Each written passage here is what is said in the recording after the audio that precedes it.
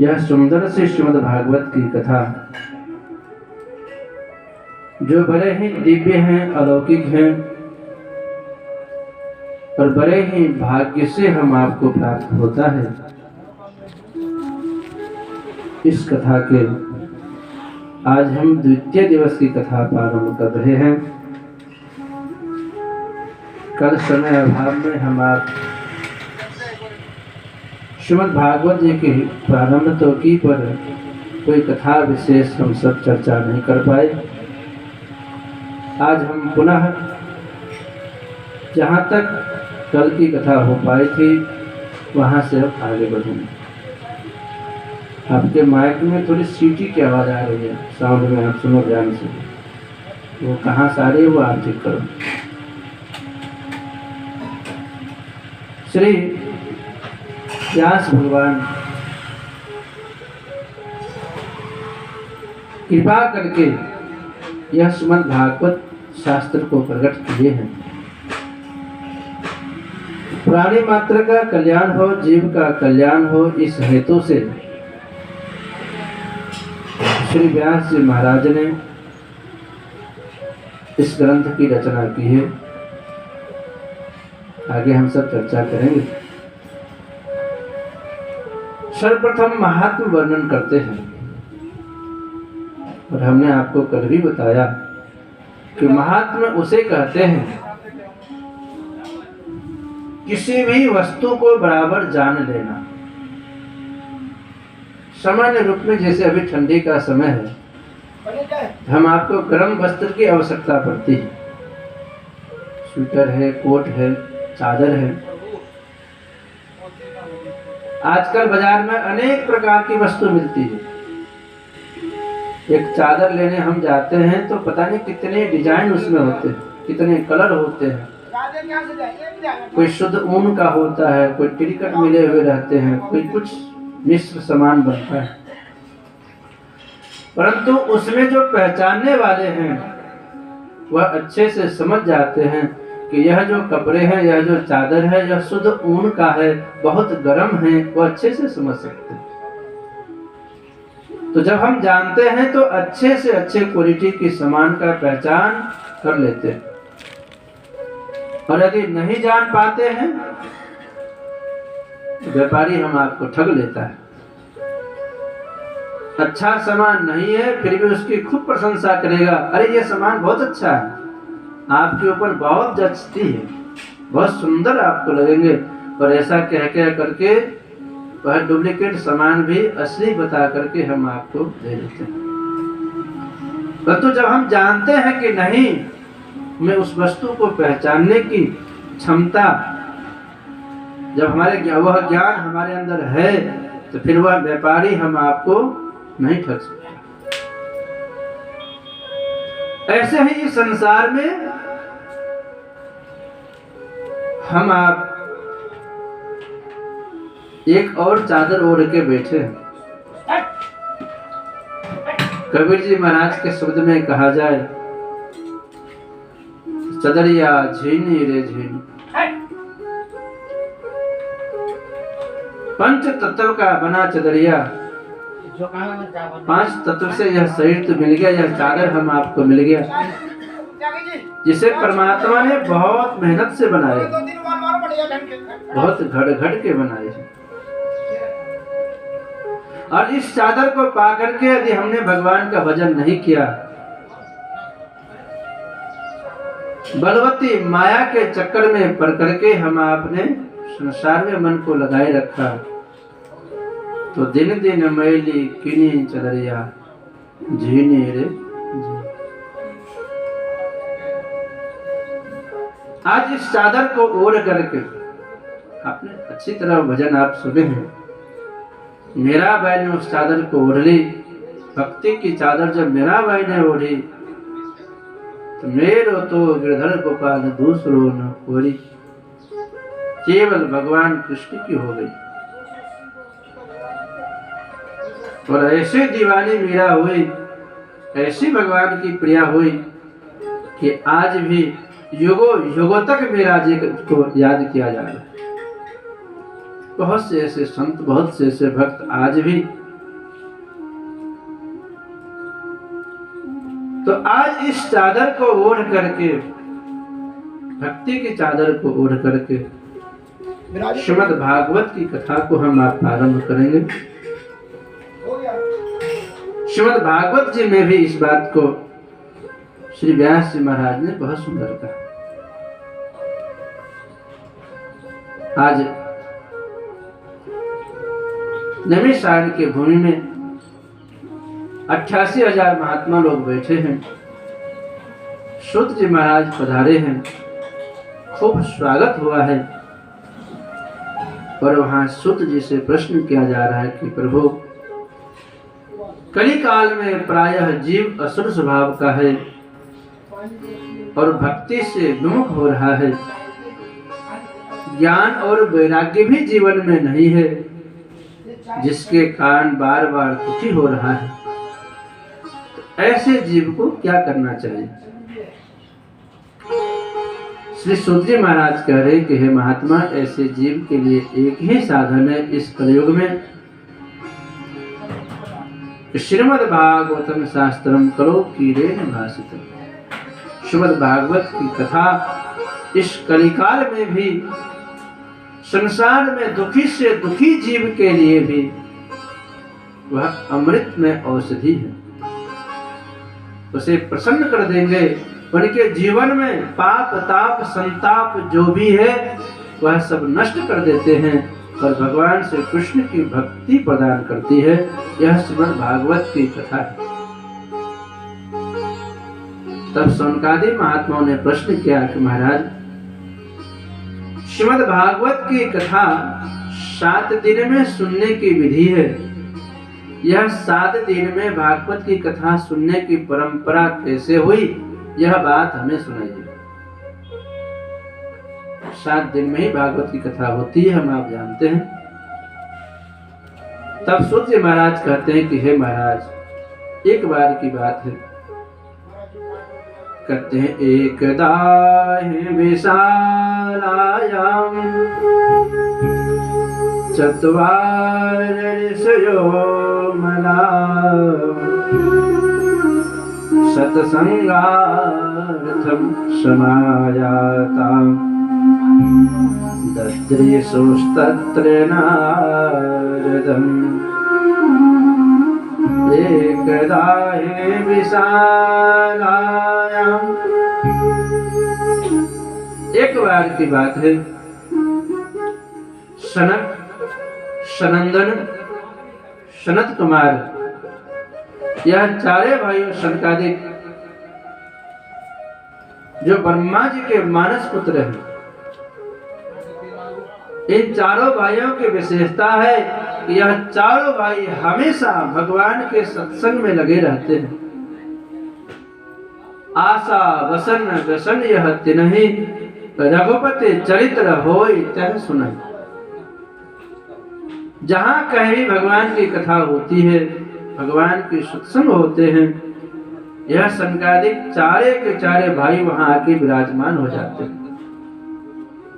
कहते हैं कि सनकादिक चारे भाइयों को जब कथा नहीं मिलती है तो वह 3 भाई बैठ जाते हैं श्रोता बन करके और एक भाई वक्ता बन करके बैठ जाते हैं और इस प्रकार से निरंतर अहर्निश भगवत चर्चा करते ही रहते हैं। आज एक दिन विशेष बात घटना घटी है। चारे भाई सनकादिक सत्संग के हेतु से बद्रिकाश्रम में घूम रहे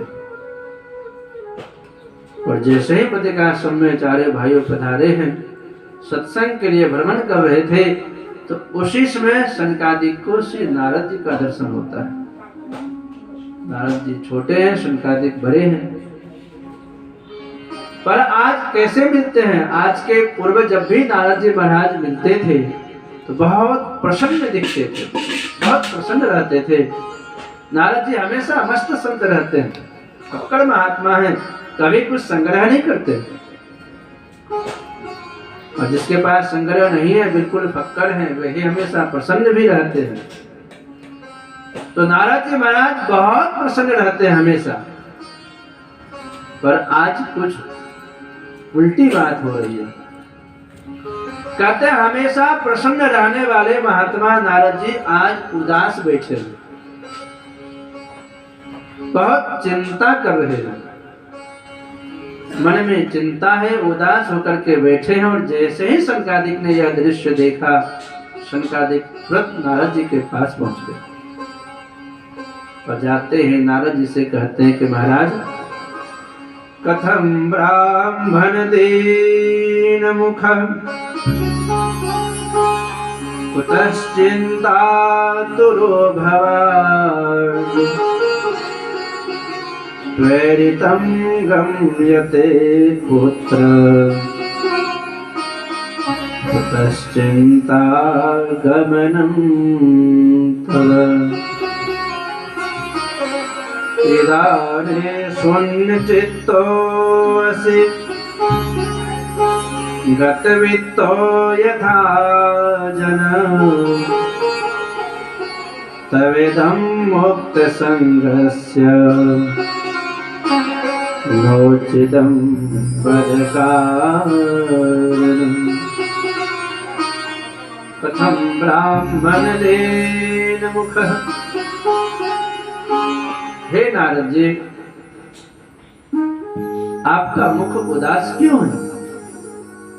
आप इतने दुखी क्यों हैं?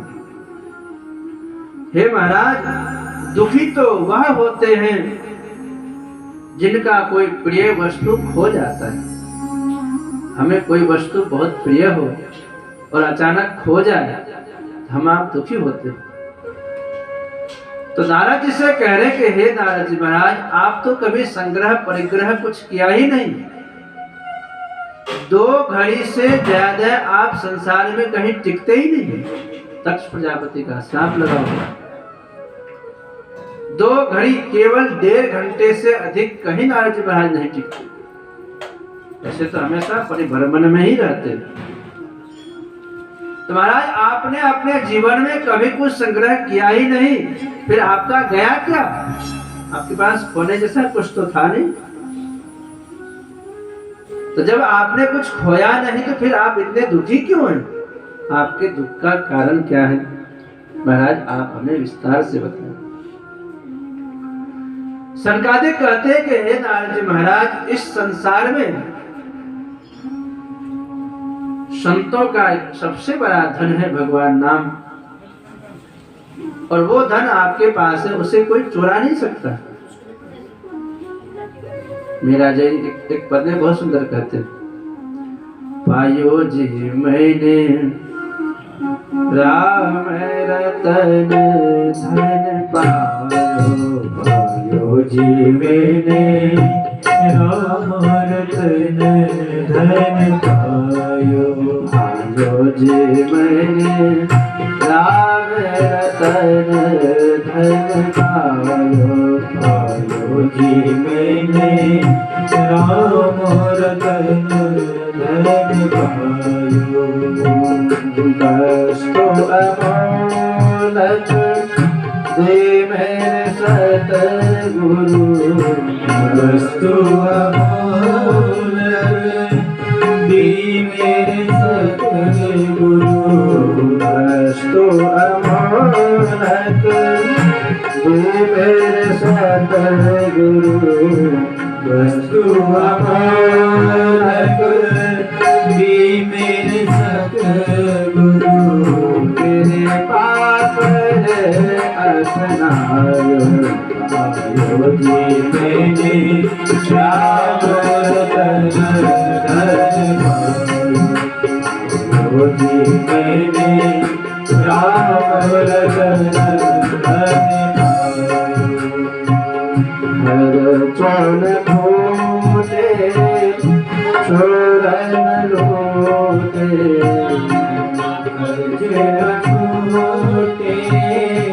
चोर न लूटे चरण मोटे चोर न लोटे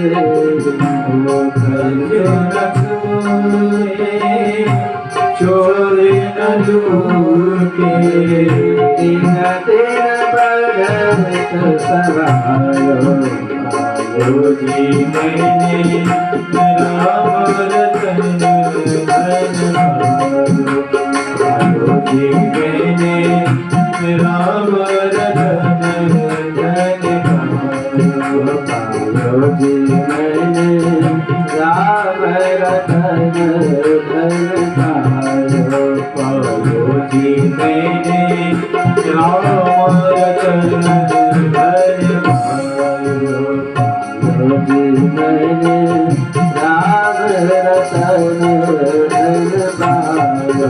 पायो जी मैंने राम रतन धन पायो। राम रतन धन राम रतन धन पायो। राम रतन धन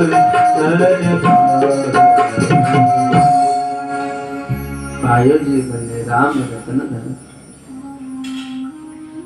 ये संपत्ति को कभी कोई नहीं ले जा सकता।